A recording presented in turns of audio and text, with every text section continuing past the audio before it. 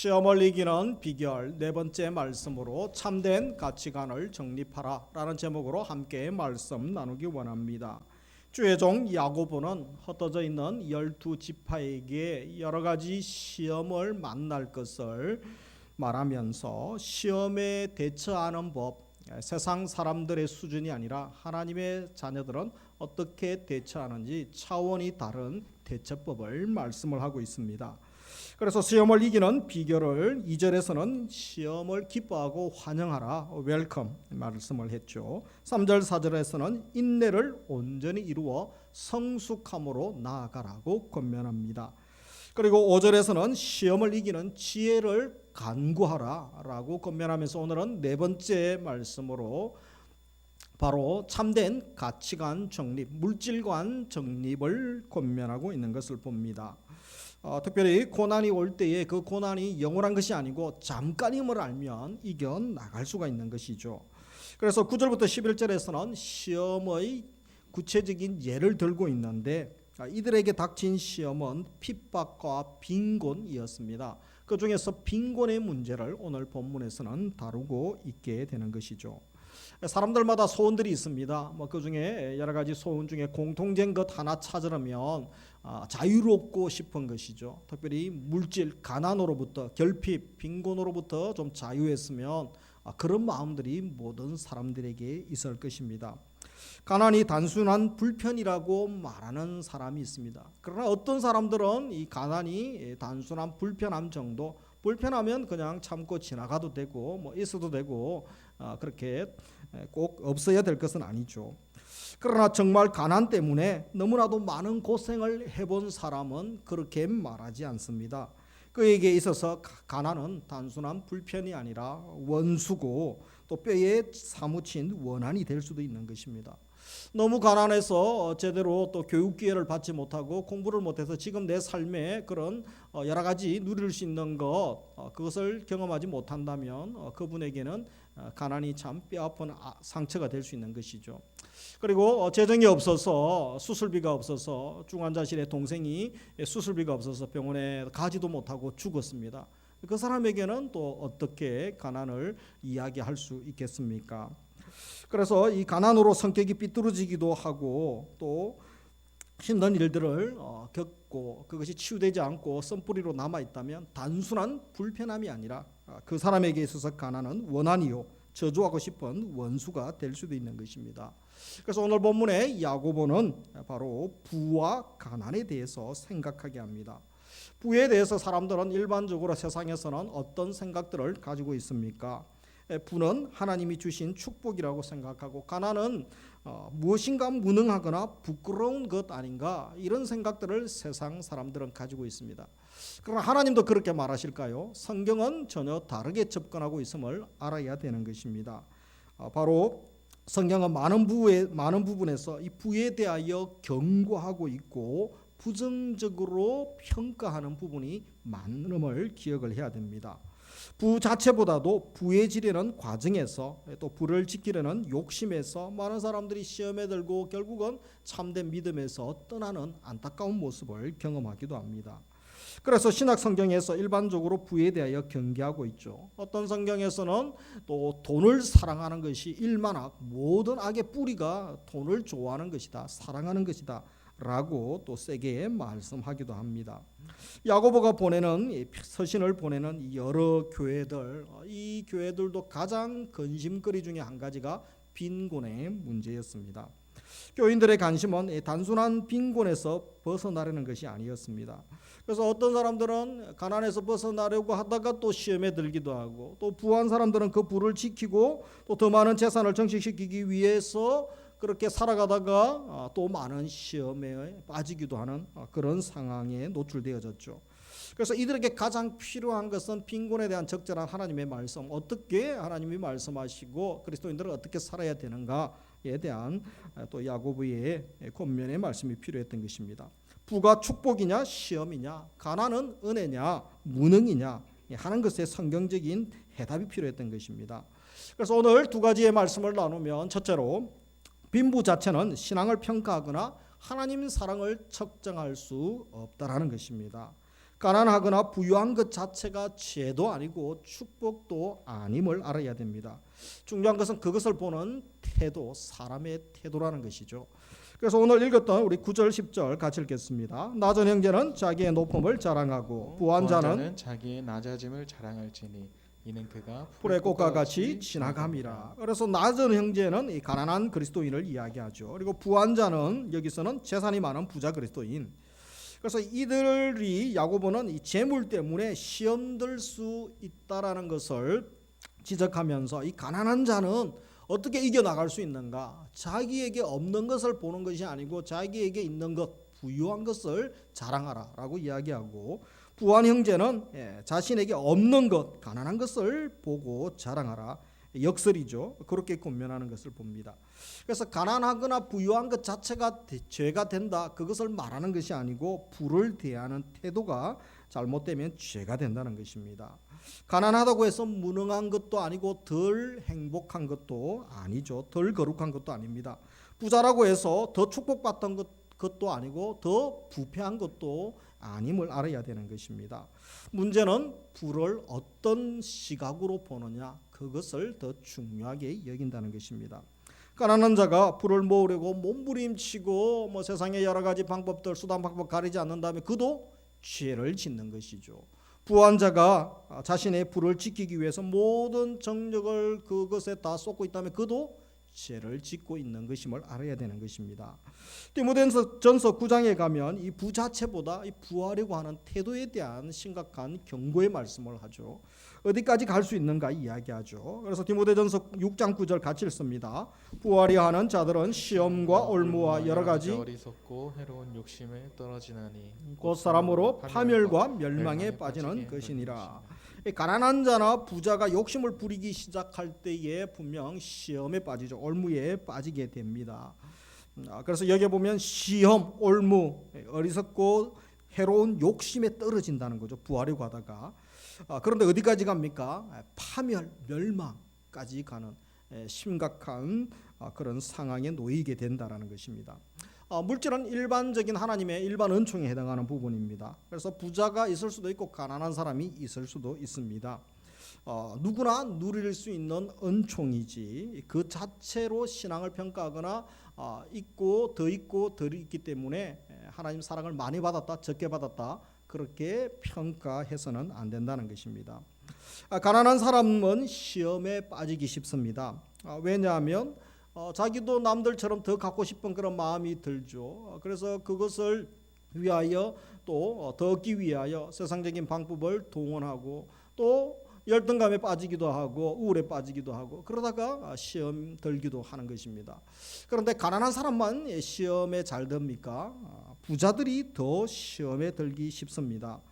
그는 생각이 복잡하죠. 가진 것을 어떻게 관리하고 어떻게 나의 쾌락을 위하여, 나의 야망을 위하여, 나의 인생의 목적을 위하여 사용할 것인가. 그러다가 하나님과 멀어지고 신앙에서 멀어질 위험이 더 크다는 것을 알아야 되는 것입니다.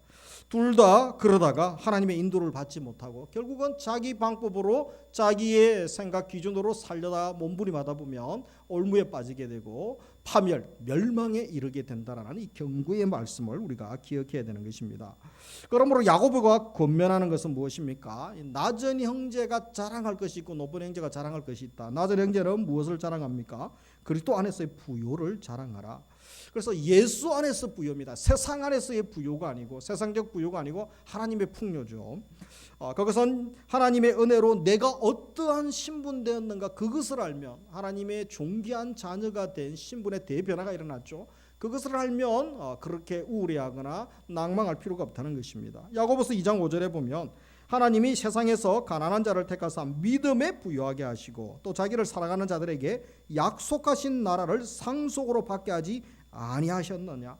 그래서 우리가 어떠한 자입니까? 우리가 낮은 신분에서 저주받고 파멸 심판만 놓여 있는 우리가 예수 그리스도의 대속의 은혜, 오늘 성찬식 하지 않았습니까? 이 대속의 놀라우신 은혜 때문에 우리가 귀한 존귀한 신분으로 바뀌었습니다. 하나님의 자녀, 영광의 자녀가 됐죠.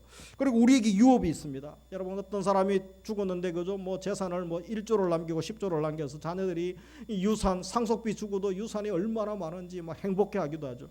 그것과 비교되지 않는 하나님 나라의 유산을 받았다. 그래서 약속하신 나라를 상속하게 되었다라고 말씀하고 있죠. 그래서 하나님 나라를 유업으로 받을 이 영광에 참여할 자가 된 것, 가난한 자는 이것을 생각하면 넉넉히 지금 물질 때문에 오는 시험들 이겨 나갈 수 있다라는 것입니다. 그래서 자기에게 없는 것 생각하지 말고 하나님이 내게 주신 것 생각하면서 풍부함에 부유함에 이를 수 있는 것입니다. 정함이 없는 돈 가지고 사람들이 얼마나 싸웁니까? 회사에서도 싸우고 자녀들과 부자 간에 싸우고 부부 사이에도 이 물질 때문에 싸움이 일어나고 갈라지고 불화가 계속되지 않습니까? 하나님께서 자기들에게 주신 것이 무엇인지 생각해 보라는 것입니다. 없는 것 생각하지 말고 하나님이 내게 주신 것 생각하며 감사하며 축복하고 또 하나님 앞에 나아갈 수 있는 것입니다. 그러면서 내게 주신 것 생각하면 다른 사람을 우리가 또 섬겨 나갈 수도 있게 되는 것입니다. 하나님이 주신恩宠 무한한 것이죠. 그래서 내가 물질과 관계에서 없는 것 몇 가지 때문에 괜히 시기심 또 마음이 상하고 뭐 투정거리지 마시고 그것 외에도 하나님 우리에게 주신 것들이 얼마나 많습니까? 그것 가지고 또 나에게만 주신 것들이 특별히 주신 것들이 있습니다. 남들보다 덜 가진 것 같지만 그러나 생각해 보면 하나님이 나에게 특별히 주시고 나를 사랑하셔서 나에게 알려주시고 갖게 하신 것들 많다라는 것입니다. 그것으로 섬길 수 있고 하나님의 일을 할 수가 있는 것입니다. 이번 다니엘 기도회 때에 우리 지체 장애인 강사님이 오셨죠. 그래서 그분은 걷는 것이 소원이셨습니다. 그러나 걸을 수는 없었습니다. 그래도 누워 계시다가 그죠 휠체어에 이제 앉아서 이동할 수 있는 것이죠. 그분에게 주신 마지막 사명이 뭡니까? 전국에 있는 자기와 같은 어려움 당하는 장애인들을 찾아다니면서 상담하고 위로하고 그리고 평생 장애인 사역을 위하여 헌신하게 하신 그 귀한 일에 쓰시는 것이죠. 당해보지 않으면 그 사람들의 아픔, 외로움, 힘든 일을 모르기 때문에 특별한 부르심이 있는 것이죠. 여러분 초등학교 6학년이 섬김의 일 또 전도의 선교의 일을 못합니까? 할 수 있습니다. 초등학교 1학년을 양육하고 인도할 수 있는 것입니다. 자기는 6학년이기 때문에. 그래서 하나님이 내가 어리다고 내가 가진 것이 없다고 남들보다 좀 덜하다고 절대 그렇지 않습니다. 각자에게 주신 부르심이 있고 각자에게 주신 은혜가 있고 하나님의 달란트가 있는 것입니다. 그렇다면 부자는 어떻습니까? 부한 형제는 무엇을 자랑하라고 합니까? 낮아짐을 자랑하라. 9절에 보시면 그가 풀의 꽃과 같이 지나감이라. 부한 인생도 풀의 꽃처럼 곧 떨어지게 된다는 것입니다. 그래서 부자들은 꼭 이것을 기억해야 됩니다. 우리 교회도 집이 한 채 이상 있으신 분 계십니까? 꼭 이 말씀을 기억하시기 바랍니다. 부한 인생 곧 떨어질 날이 오는 것이죠. 돈만 생각하면 불리려다가 죄에 빠지는 경우가 많습니다. 그러므로 그도 무엇을 생각해야 됩니까? 자기에게 없는 것을 생각해야 됩니다. 내가 물질과 관계해서 조금 더 가진 것, 세상적 지위에서 조금 더 있는 것, 그거 가지고 까불지 말고 교만하지 말라는 거죠. 꽃처럼 사라질 때가 온다라는 것입니다. 그리고 사실 내가 많은 것 가졌다고 착각할지 모르지만 돈으로 되지 않는 것이 너무 많습니다. 정말 중요한 것, 생명과 관계된 것은 살 수 없습니다. 돈으로 살 수 없죠. 물론 돈이 많으면 조금 더 편리하게 살고 많은 문명의 또 그런 혜택을 누릴 수도 있을지 모르죠. 그러나 여러분 생명 잠깐 연장하지만 영원히 사는 사람이 누가 있습니까? 여러분 좋은 가구, 수입 가구로 살 수 있지만 행복한 가정은 돈으로 살 수 없는 것이죠. 영생, 하나님이 자녀됨, 이 모든 것들 정말 중요한 것은 본질은 돈으로 살 수 없다라는 것을 기억을 해야 됩니다. 그래서 돈 가진 자가 이 하나님 앞에 애걸하기가 참 어렵습니다. 자기가 가진 것이 많기 때문에 급하면 신용카드를 이용하면 되죠. 은행에 저금해 놓은 돈을 찾아 이용하면 되지 않습니까? 마지막에 자기가 가진 것, 자기 또 수단으로 다 이렇게 저렇게 해보고 마지막에 하나님을 찾으려고 하기 때문에 하나님 믿기가 참 어렵습니다. 그래서 예수님도 부자가 하나님 나라 들어가기가 얼마나 어려운지 예를 드셨죠. 부유한 자에게는 자기가 없는 것이 정말 중요한 것이 없다라는 것을 인식을 해야 됩니다. 그래서 나의 유한함, 나도 연약한 자이고 유한한 자임을 인정할 때에 그리고 하나님 앞에 나아갈 때에 더 값지고 보람 있는 삶을 부자들도 살 수가 있는 것입니다. 부자가 겸손해지기 위해서 우리 모두 겸손해지기 위해서 이 네 가지를 꼭 기억할 수 있기를 원합니다. 첫째로 늘 겸손한 자세로 자기의 부족함을 구해야 됩니다. 그래서 늘 우리가 하나님 앞에는 뭐 겸손할 수밖에 없죠. 하나님의 절대적인 은혜를 구할 수밖에 없는 것입니다. 두 번째, 모든 것들을 하나님께서 주신 것이라는 고백이 계속되어져야 됩니다. 아무리 많이 가져도 여러분 죽을 때 가져가는 사람은 아무도 없습니다. 전 세계를 지배했던 알렉산더 그죠? 죽을 때에 두 손으로 관에 구멍 뚫어 가지고 빈손 내 보이지 않습니까? 시내를 돌죠. 나의 백성들아, 나처럼 미련한 자가 되지 말라는 거죠. 갈 때 빈손으로 돌아간다는 거죠. 있을 때 아름답게 쓰고 선교 위해서 쓰고 하나님 기쁨으로 살아야 되는 것입니다. 세 번째, 주님의 풍요로움, 지금도 풍요로움도 하나님께서 주셨고 또 내가 누리고 있음을 고백해야 됩니다. 주권자이신 하나님이 주시고 또 하나님이 때가 되면 거두어 가시는 것이죠. 그래서 마지막 네 번째 중요한 것, 하나님께서 때가 되면 거두어 가실 수 있음을 우리가 인정하는 것입니다. 이것을 기억해야 됩니다. 주신 자도 여호와시요 또 취하신 분도 하나님이신 것이죠. 하나님의 목적에 의해서 잠깐 건강 주시고 잠깐 생명 주시고 잠깐 살아가는 가족 주시고 또 직장도 주시고 물질도 주시고 은사도 하나님의 사역 위하여 잠깐 맡기신 것입니다. 때가 되면 하나님이 다 거두어 가십니다. 원래 주인이 누구였느냐? 너희는 전세자로 사는 것이고 월세자로 사는 것이다. 그래서 우리가 하나님의 청직이 아닙니까? 주인, 소유권은 하나님께 있음을 늘 고백하여 할 때 행복한 삶을 살아갈 수 있는 것입니다. 그러면서 거기에 두 번째, 풍성한 삶은 부에 있지 않다는 것입니다. 우리 11절 같이 읽습니다. 해가 돋고 뜨거운 바람이 불어 풀을 말리면 꽃이 떨어져 그 모양의 아름다움이 없어지나니 구한 자도 그 행하는 일에 이와 같이 쇠단하리라. 중동 문화죠. 이 자연의 현상에 해가 뜨면 아주 강력한 또 강렬한 햇빛이 쬐지 않습니까? 그리고 뜨거운 바람이 붑니다. 그러면 아무리 아름다움을 자랑하는 꽃도 곧 시들어버리고 떨어지게 되어 있는 그들의 자연 그런 현상을 이야기하고 있죠. 아무것도 남지 않습니다. 마치 부자가 하나님 앞에서 그렇다라는 것입니다. 가난도 부도 영원한 것이 아니기 때문에 이 영원한 것 아닌 것을 우리가 영원한 것처럼 생각하고 그것을 위하여 인생 80년 100년을 그것을 얻기 위하여 쏟아붓는다면 얼마나 어리석고 미련한 삶이라고 할 수 있습니까? 그것에 집착하면 결국은 마귀가 틈에 귀지 아닙니까? 비좁고 들어옵니다. 그래서 유혹하고 넘어뜨리게 되는 것이죠. 영원한 것은 그것이 아니죠. 하나님께서 영원하신 하나님이시고 하나님의 말씀이 영원하고 하나님 말씀을 준행하는 자가 영원하다라고 성경은 말씀합니다. 오늘 예배 드리시는 우리 성도님들에게는 썩어질 것에 미련 두지 마시고 그것에 집착하지 마시고 또 오직 영원한 것에 집중하시고 영원한 것에 투자하시기 바랍니다. 그리고 나의 영혼을 위하여 투자하는 지혜로운 삶을 살아갈 수 있기를 주의 이름으로 축복합니다. 세상에 두 가지 가치관이 있습니다. 세상의 세속적 가치관, 세상에 살아가는 사람들의 물질관들을 보죠. 대부분이 우리가 그런 영향을 받습니다. 오늘 예배드린 우리 성도님들도 뭐 젊은 분들은 뭐 20년, 30년, 또 50년, 60년, 70년 이상을 그죠. 거짓 교사에게 우리가 잘못된 또 가치관, 세계관 이 형성되어 있지 않습니까? 어릴 때부터 학교 선생님 그들이 진리를 이야기하지 않습니다. 물론 필요한 말씀도 가르칩니다. 또 남자들은 군대 가서 그들에게서 배우는 것이 진리가 아닙니다. 우리가 드라마에서 영화에서 또 매스컴에서 연예인들이 또 많은 강사들이 이야기할 때 진리를 이야기합니까? 세상의 처세술 재미있는 이야기 정도 하죠. 거짓 메시지를 얼마나 많이 듣고 우리가 익숙합니까? 그렇게 살아왔다는 거죠. 그것을 대표하는 그들의 가치관, 그들의 질서가 무엇입니까? 바로 그것은 낮은 형제는 낮다고 상처를 부여잡고 살고 이 높은 형제들은 부하다고 교만하고 어스대고 그렇게 살아가는 것이죠. 세상은 경쟁과 속임을 통하여 자기 성공과 자기 만족을 꾀합니다. 그래서 세상의 가치는 뭐죠? 돈이죠. 만몬, 물질이 모든 것입니다. 그리고 세상의 질서는 뭐죠? 경쟁. 경쟁에서 내가 살아남는 거 1인자가 되고 정글의 법칙이 통하는 이 세상 가운데 2인자는 필요 없는 거죠. 그래서 수능을 봐야 되고 또 회사 지원하면 1등을 해야 되고 계속해서 또 노력을 해야 되고 살아남기 위하여 피곤한 삶을 살아가고 있는 우리 아닙니까?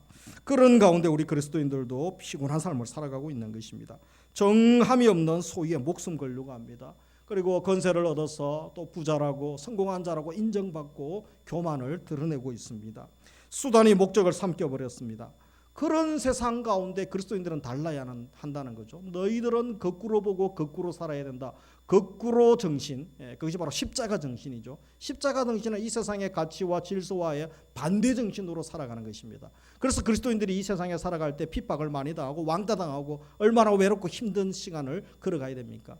이 세상이 전부이면 그렇게 살아가도 됩니다. 그러나 곧 80년 100년 이후에 심판이 있죠. 하나님의 나라가 있고 주님 앞에 설 날이 있고 주님이 백보자 흰보자에서 심판하실 그날이 분명히 있기 때문에 우리는 그렇게 살 수가 없는 것입니다. 그렇다면 우리 그리스도인들은 참된 가치관, 성경이 말하는 성경적 가치관을 가져야 되죠. 이 네 가지를 꼭 기억하면서 기도 삼기 원합니다. 철저하게 하나님 중심으로 사는 것이죠. 세상 중심, 문화 중심이 아니죠. 예수님이라면 어떻게 하실까? 이 거룩한 질문을 가지고 물으면서 답을 찾으면서 살아가시는 것입니다. 두 번째로 정신적이고 영적인 것, 이 보이지 않은 것이 더 중요한 가치를 둘 수 있는 그런 하나님 나라 백성의 영적인 안목이 우리에게 있어야 되는 것이죠. 세 번째로 순간적인 것보다 영원한 것을 보는 이 미래지향적인 삶을 우리에게 요구합니다. 우리 히브리서 11장에 나오는 믿음의 선배들 다 현재를 살아가는 것이 아니죠. 현재는 순교당하고 짐승의 밥이 되고 얼마나 비참하게 고난당하며 살아갔습니까? 그리스도를 위하여. 그러나 그들에게 장차가 있는 거죠. 그리스도의 나라를 바라보고 하나님 나라를 유업으로 물려받을 것을 기대하면서 살아갔습니다. 현재의 고난은 장차의 말 영광과 비교할 수 없다. 그 고백을 하면 믿음으로 살아갔던 이 선배들의 모습을 우리가 본받아야 되는 것입니다. 그리고 마지막으로 사람의 행복을 위하여 살죠. 사랑, 화해, 배려, 섬김의 삶을 살아가는 것입니다. 그래서 이 야고보는 바른 가치관을 정립하면서 지금 너희가 당한 시험 넉넉히 이겨나갈 수 있다. 네 가지 시험을 이기는 비결을 오늘 네 번째를 말씀을 했습니다. 말씀을 맺습니다. 이제 우리는 무엇을 자랑해야 되겠습니까?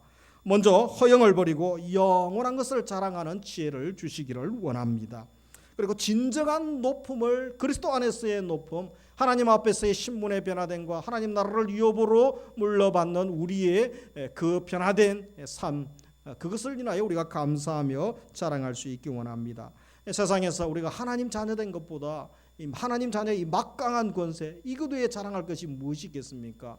그리고 영원히 쇠하지 않고 변하지 않는 영생을 선물로 주셨습니다. 하나님 아는 것을 자랑하라고 하셨습니다. 주님과 함께 영원히 왕노릇할 것을 자랑하라고 했습니다. 서신서에 보면 무엇이라고 합니까? 오직 예수 그리스도의 피 묻은 십자가, 주님의 십자가죠. 이 십자가만 자랑하는 그 삶, 주님께서 얼마나 기뻐하시겠습니까?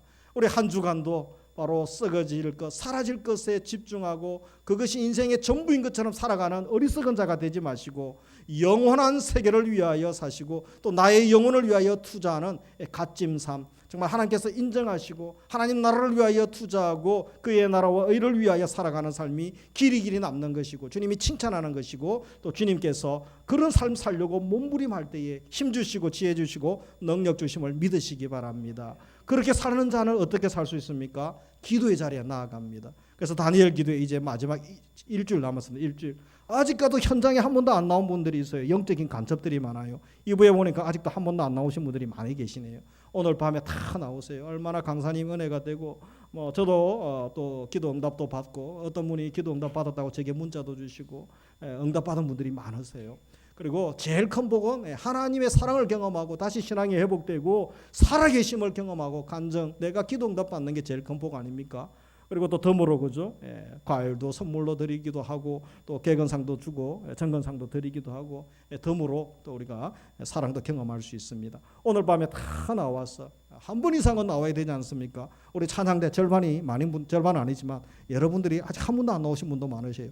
찬양하기 전에 기도할 수 있기를 주의 이름으로 축복합니다. 우리 남성들 기도 많이 해야 돼요. 남성들 젊은이들 많이 와서 기도하시고 물론 이제 멀리 계시거나 우리 환우들 격리자들은 어쩔 수 없이 영상으로 보셔야 되죠. 그러나 현장의 은혜가 갑절의 은혜, 갑갑절의 은혜를 주시는 줄 믿으시고 마지막 한 주 열심히 기도할 때 하나님의 살아계심을 경험하시고 다 응답받는 은혜 주시기를 주님의 이름으로 축복합니다. 기도하겠습니다.